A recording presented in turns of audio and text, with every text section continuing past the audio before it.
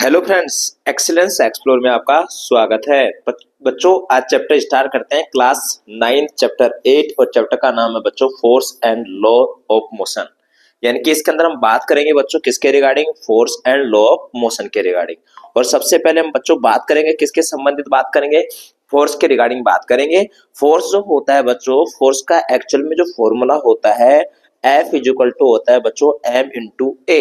यानी कि force is the product of mass and acceleration. यानी कि मास का और एक्सीलरेशन का दोनों का प्रोडक्ट ही क्या कहलाता है बच्चों, फोर्स कहलाता है।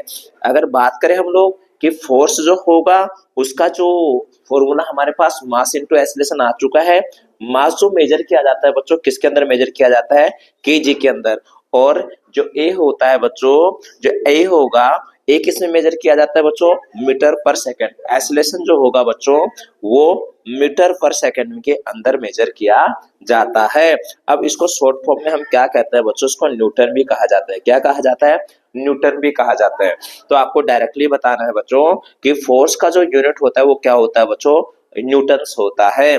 फोर्स यहाँ पे टू टाइप के पढ़ेंगे, एक पढ़ेंगे बैलेंस फोर्स, एक पढ़ेंगे हम लोग अनबैलेंस फोर्स। बैलेंस फोर्स क्या होता है इसके रिगार्डिंग बात करेंगे, अनबैलेंस फोर्स क्या होता है उसके रिगार्डिंग भी हम बात करेंगे। नेक्स्ट आता है बच्चों न्यूटन्स लॉ ऑफ मोशन। और न्यूटन्स लॉ ऑफ मोशन की बात करें तो न्यूटन्स लॉ ऑफ मोशन में बच्चों न्यूटन्स के तीन लॉ है बच्चों, 3 लॉ है टोटल। न्यूटन फर्स्ट लॉ जो होगा बच्चों वो इनर्शिया, लॉ ऑफ इनर्शिया कहते हैं। और सेकंड लॉ जो होगा बच्चों उसको हम बोलते हैं बच्चों मोमेंटम से संबंधित होता है। और जो थर्ड होता है बच्चों वो एक्शन और रिएक्शन से संबंधित होता है। अब बात करते हैं सबसे पहले बच्चों, हम स्टार्ट करते हैं किसके रिगार्डिंग बात करेंगे हम लोग, फोर्स के रिगार्डिंग। तो फोर्स क्या होता है बच्चों, it is the force that enable us to do any work, to do anything, either we pull और push the object, therefore pull और पुश इज कॉल्ड फोर्स। यानी कि अगर बात करें बच्चों साइंस के अंदर push or pull on an object, तो उसी को हम क्या कहते हैं बच्चों, फोर्स कहते हैं। किसी ऑब्जेक्ट को पुश करना और पुल करना, पुश और पुल दोनों क्या कहलाता है बच्चों, हमारा फोर्स कहलाता है। तो फोर्स की शॉर्ट फॉर्म में डेफिनेशन क्या होगी, push or pull on an object, वो क्या कहलाता है बच्चों, फोर्स कहलाता है। यहाँ पे एग्जांपल भी देखा होगा, to open a door either we push or pull it, a drawer is pulled to open and push to close. तो यहाँ पे ये किसका एग्जाम्पल है बच्चों, फोर्स का एग्जाम्पल है। अब हम बात करेंगे बच्चों यहाँ पे इफेक्ट ऑफ फोर्स क्या होता है, क्या बच्चों, इफेक्ट ऑफ फोर्स। तो सबसे पहले इफेक्ट ऑफ फोर्स में हम पढ़ेंगे बच्चों, force can moving stationary body और ऑब्जेक्ट। जैसे कि बच्चों यहाँ पे एक एग्जाम्पल दे रखा है फुटबॉल का, किसका, फुटबॉल का।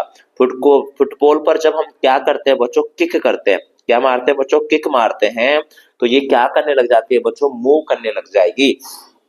स्टार्टिंग कंडीशन में बच्चों ये कौन सी कंडीशन में थी, स्टेशनरी ऑब्जेक्ट था, यानी कि स्टेशनरी बॉडी थी। और अब ये क्या बन चुका है बच्चों, मूविंग बॉडी बन चुकी है।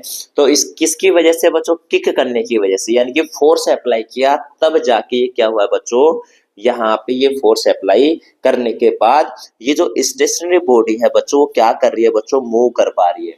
यानी कि force can move a stationary body और ऑब्जेक्ट।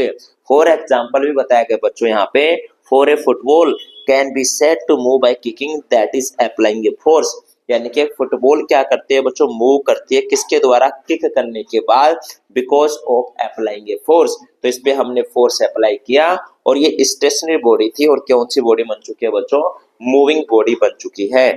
अगर बच्चों ये तेज दौड़ चल रही है, मतलब आगे एक तरीके से हमने किक किया तो मूविंग कंडीशन में है, तो इसी पर हम फोर्स अप्लाई करके स्टॉप कर सकते हैं। एग्जाम्पल इसके और भी है बच्चों, अप्लाइंग ब्रेक्स ए रनिंग साइकिल और running vehicle can be stopped. तो यहाँ पे भी आपने क्या अप्लाई किया है बच्चों, फोर्स अप्लाई किया है। तो फर्स्ट इसका इफेक्ट होता है बच्चों, force can move a stationary body और object, force can stop a moving body, force can change the direction of a moving object. यानी कि फोर्स क्या कर सकता है बच्चों, जो मूविंग ऑब्जेक्ट है उसका डायरेक्शन भी चेंज कर सकता है। फॉर एग्जाम्पल बच्चों, by applying force that is moving handle the direction of a running bicycle can be changed. यानी कि अगर तुम बाइक चला रहे हो या बाइसिकल चला रहे हो तो उस पे तुम क्या कर सकते हो बच्चों, हैंडल की वजह से तुम उसकी डायरेक्शन, हैंडल पे तुमने क्या अप्लाई किया बच्चों, फोर्स अप्लाई करके तुम उसकी डायरेक्शन भी चेंज कर सकते हो। नेक्स्ट आता है बच्चों, force can change the speed of moving body. यानी कि फोर्स के द्वारा तुम क्या कर सकते हो बच्चों, जो मूविंग बॉडी है उसकी स्पीड को भी चेंज कर सकते हो। Force can change the shape and size of an object. For example hammering, अगर ये कोई बच्चों पत्थर है तो इसके ऊपर फोर्स अप्लाई करके हम इसके क्या करते हैं, छोटे छोटे टुकड़ों में तोड़ सकते हैं। तो यहाँ पे for example by hammering a block of metal can be turn into a thin sheet and by hammering a stone can be broken into small small pieces. Right, यहाँ पे समझ में आ चुका है बच्चों।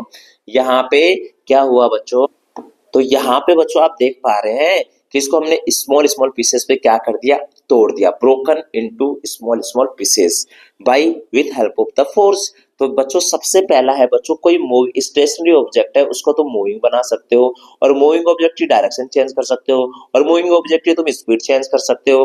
तो तीन तो आपको नॉर्मल याद करने हैं। और तुम क्या कर सकते हो बच्चों, स्टॉप कर सकते हो किसी मूविंग बॉडी को। और अगला एक बताया था मैंने बच्चों, force can change the shape and size of an object. अब यहाँ पे forces are mainly two types. First one is the balance, second one is the बच्चों अनबैलेंस फोर्स। सबसे पहले बात करेंगे हम बच्चों किसके बारे में, बैलेंस फोर्स के बारे में। इसको मैं आपको एग्जांपल के द्वारा समझाता हूं बच्चों।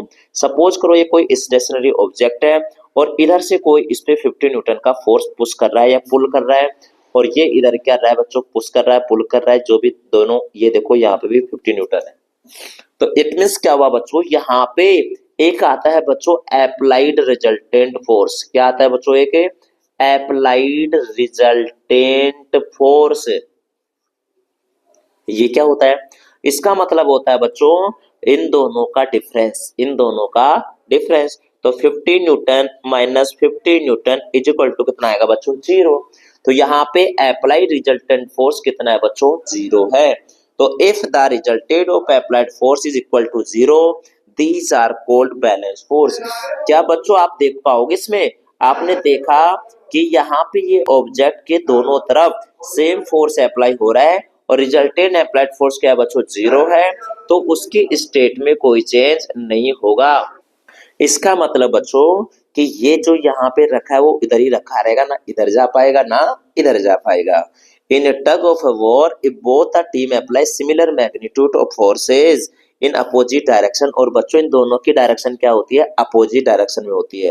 रोप does not move in either side, this happens because of balance force in which resultant of applied force become 0। तो यहाँ पे बच्चों जो रोप है, दो टीम है और दोनों तरफ सेम फोर्स अप्लाई है, मैग्नीट्यूड फोर्स का सेम है, अपोजिट डायरेक्शन है, और ये कहीं पे भी मूव नहीं करेगा। तो क्यों नहीं करेगा, क्योंकि बिकॉज ऑफ बैलेंस फोर्स की वजह से। राइट, नेक्स्ट आता है बच्चों इसी में, balance force do not cause any change of the state of an object. तो ये चेंज नहीं कर पाएगा स्टेट ऑफ एन ऑब्जेक्ट को। ये दूसरा एग्जांपल काफी अच्छा दे रखा है बच्चों यहाँ पे। Balance force can change the shape and size of an object, यानी कि बैलेंस फोर्स की वजह से शेप एंड साइज चेंज हो सकता है।